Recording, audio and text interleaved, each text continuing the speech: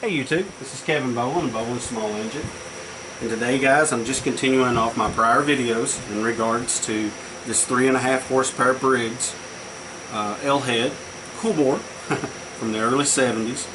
I really love these engines, and obviously you can see I'm not the only one. Okay, if you look you'll find that this block actually has a bushing that someone had actually put in it, which is basically a testament to the longevity of these things. Okay, there's also one in the oil sump that you guys can see. Hopefully it'll be made out on the camera.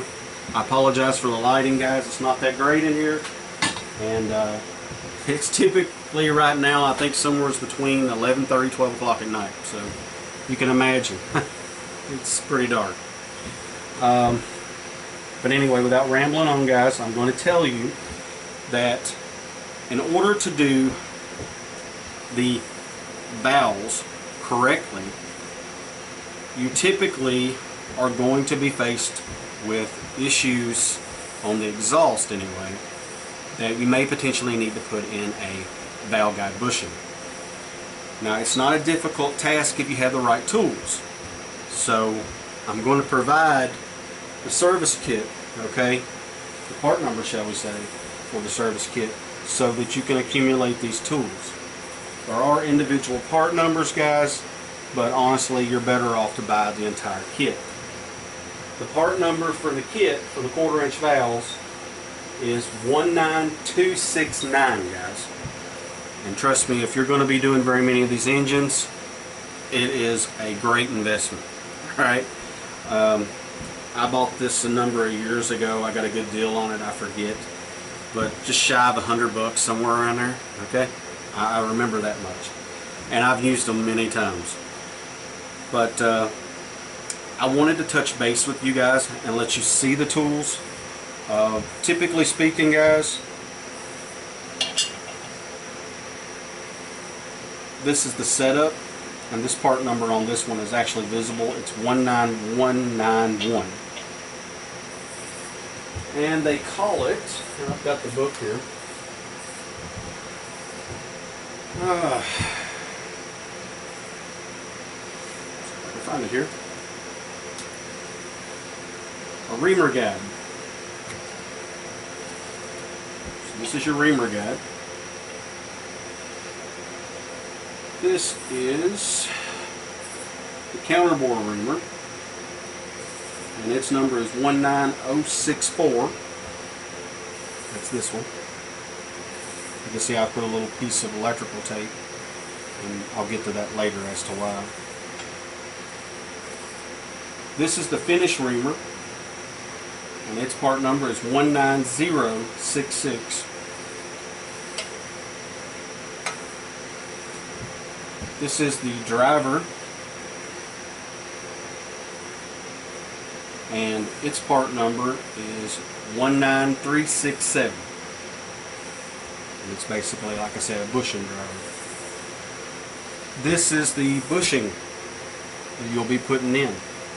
Now, the bushing that I use, the part number is 63709. I think they've been superseded to a new part number, guys, and I'll have to get that for you. But I'm going to show you the setup, okay, upon how you would potentially put these bushings in. Alright, so what I typically do is I take this reamer, the counterbore, and I'll place it just inside. I'll take my bushing and set it right on top, and as you guys can see, I basically use the electrical tape as a guide to know how far I need to potentially remount, okay, the existing valve guide in order to push the bushing in. After I've reamed out the existing valve guide, I then I take the bushing with the driver and I'll drive it in. From there, it's a simple matter of running the finish reamer inside the valve guide bushing to achieve the right clearance for your valve.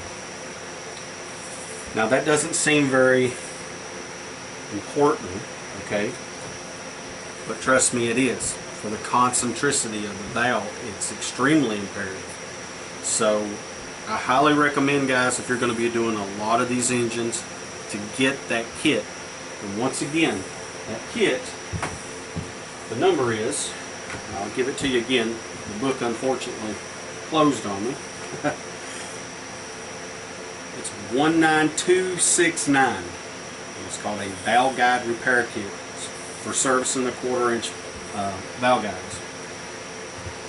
There are other tools that come along with it, like a 7mm tap, whatnot and what have you, but typically these are the tools that you're going to need. I have never been in a situation where I actually had to remove a bushing, so to be honest with you, typically when I fix these engines, they last for years, and that's the truth, guys. I have never had one come back, so I've never been forced to actually remove a bushing that I put in. But that being said, there are other tools, of course, that are provided in that service kit to do so. Now, at this point, guys, I have pretty well covered what I wanted to talk about, at least in this video, in regards to the valve guides. I do want to mention something to you guys that I neglected in the other videos, and that's the piston rings.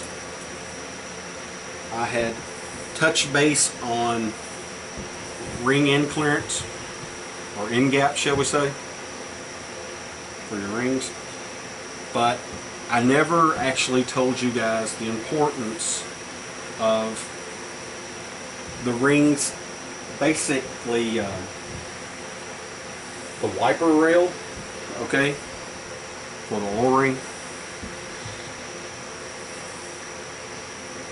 A lot of people will just put the rings back in if the ring groove, okay, is still within spec.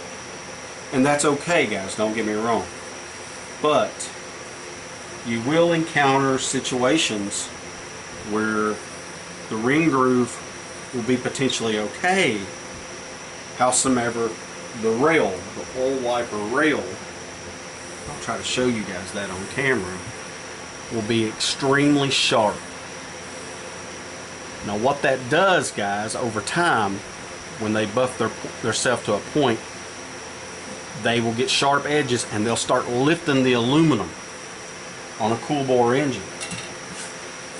And when that happens, you get small scratches and scuffs inside the cylinder, which will basically lead to the engine seizing itself. I personally don't like to reuse the rings unless I absolutely know that they're okay and that the bore is okay. So that's basically why I remove the piston and remove the rings, so that I can inspect them.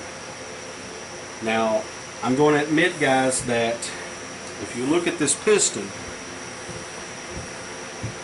you're going to see some light scratches on the skirts. Now, in truth, if I had a new piston, I would replace it. Okay, I mean, it's just that simple. I really would. But with that being said, this is an older engine, alright? And I have to look at the cost in relation to potentially how much I'm going to use this engine. Now, as you can imagine, as a small engine mechanic, I have all kinds of engines, okay, at my disposal. So it really wouldn't be cost effective for me to drop a pretty substantial amount of money into this engine. So I've elected to reuse this piston. Now, in honesty, guys, like I said, to reiterate, this piston should be replaced, but to keep costs down, I'm going to reuse it. I do have a new set of rings that I'm going to put in it. Now, with that being said, guys, I want you to understand that on a cool bore engine, there are a lot of misconceptions about honing a cool bore engine. I will tell you from experience, it is not a good idea to try to hone a cool bore engine. Because in all honesty, guys, what typically happens is when you try to hone that cool bore engine, you will lift aluminum to the point to where you're going to have a seizure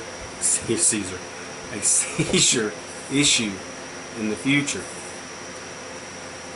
And I've seen that be the case more often than not.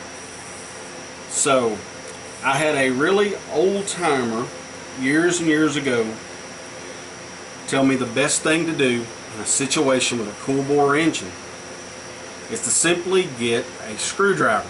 Now, what I'm about to show you is ridiculous by its own right, guys. Don't get me wrong. But at the same time, it's very, very, very effective. And I'll explain.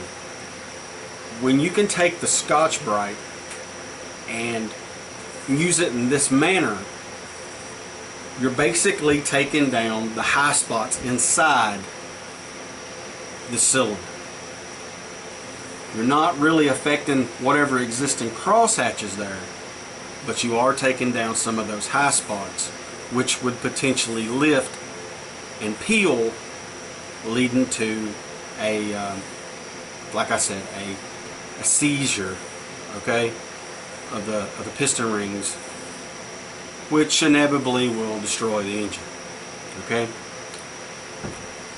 Now, to reiterate, what I'm about to show you, okay, is a very crude redneck way of dealing with this potential problem.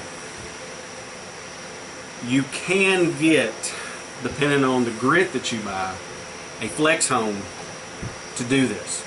Okay, and I'll be honest, guys, it will work. As long as you don't go crazy with the flex hone, it will work.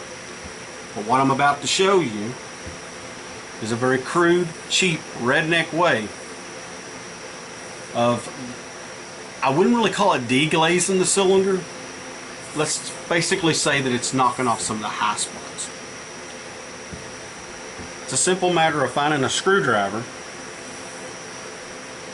a little bit of paper towel, and making a ball, okay? And basically stretching the Scotch-Brite over it with 2 zip ties to kind of compress the screwdriver inside the paper towels. From here, guys, you can put it in a drill, get a little bit of, well, what I typically use is bar salt, and soak it. The paper towels will naturally absorb the bar salt, which in turn will allow the Scotch-Brite to stay soaked. In doing so, as you guys can see, like I said, I know it looks ridiculous, guys, but it's very effective and it works. When that happens, you can basically use this as a hone. Even though I don't technically like to call it a hone, okay? Because you're not technically honing anything. But it's essentially used in the same way. And it's effective. As you guys can see, it's not perfect, but it is effective. I'm hoping it'll show up. It may or may not. And if it doesn't, guys, I apologize. I'm trying to get it in the light the best I can. But it will essentially take a lot of the minor scratches out of the cool bore engine.